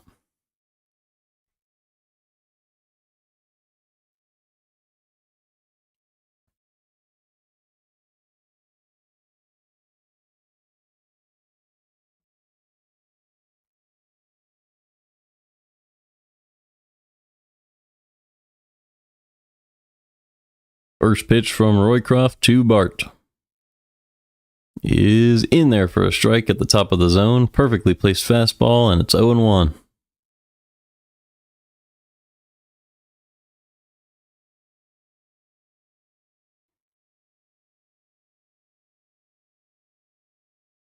Timeout by Bart already.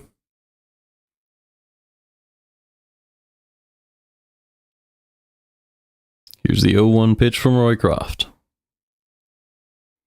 Low and away. 1-1.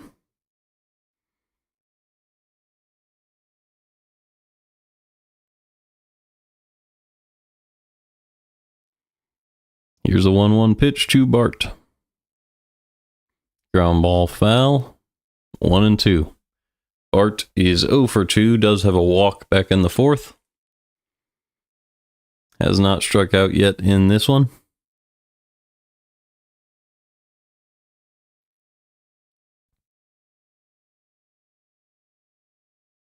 Pitch 4 of the day for Roycroft, the 1-2.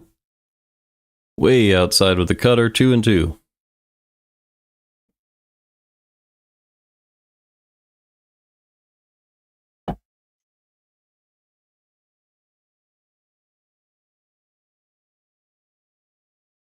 Two-two pitch from Roycroft is low and in, and that's ball 3. It's 3-2 now on Bart. Cardinals really have put on a show for their home crowd so far this season. 9 games over 500 at home, if they can close out this one, but they are 9 games below 500 on the road. 3-2 is strike 3. It's a sinker up and in, and swung right over by Joey Bart for out number 1 in the 9th. And that'll bring up Emmanuel Valdez for the Pirates.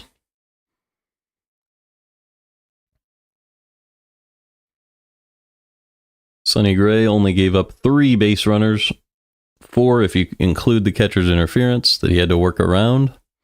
Had 8 strikeouts today in 7 innings. Just a great performance from Gray. Fastball right down the middle that time, 0-1 on Valdez.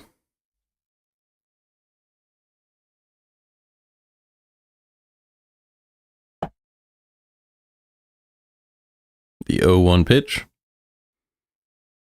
Cutter low at the bottom of the zone. Popped up into the air and caught in left field by Nootbaar. 2 outs in the 9th, and that will bring up Ke'Bryan Hayes with the game on the line.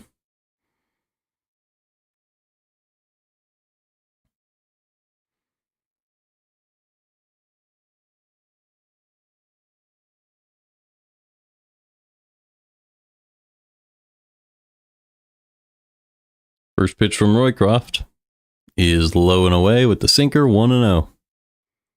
Hayes is 1 for 3 with a single in this one.